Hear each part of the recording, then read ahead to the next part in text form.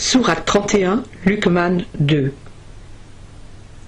Ô mon fils, même si c'était l'équivalent du poids d'un grain de moutarde, et que cela fût caché dans un rocher, ou dans les cieux, ou sur la terre, Dieu le présentera en pleine lumière.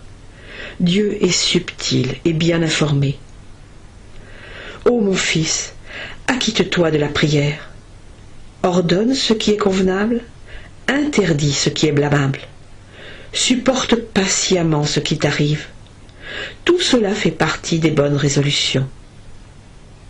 Ne détourne pas ton visage des hommes. Ne marche pas sur la terre avec arrogance. Dieu n'aime pas l'insolent plein de glorioles. Sois modeste dans ta démarche. Modère ta voix. La voix la plus désagréable est la voix de l'âne. Ne voyez-vous pas que Dieu a mis à votre service ce qui est dans les cieux et ce qui est sur la terre? Il a répandu sur vous des bienfaits apparents et cachés. Certains hommes, cependant, discutent au sujet de Dieu, sans aucune science, ni direction, ni livre lumineux.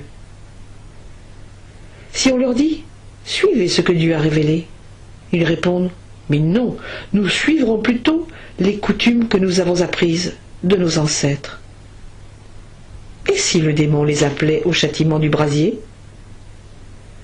Celui qui se soumet à Dieu et qui fait le bien saisit l'anse la plus solide.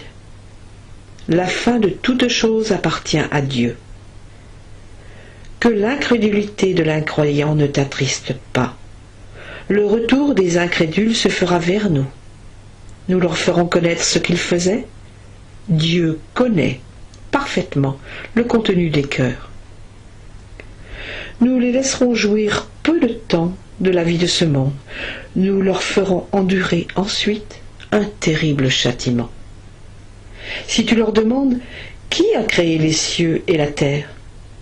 ils répondront certainement « C'est Dieu. » Dis « Louange à Dieu », mais la plupart d'entre eux ne savent rien.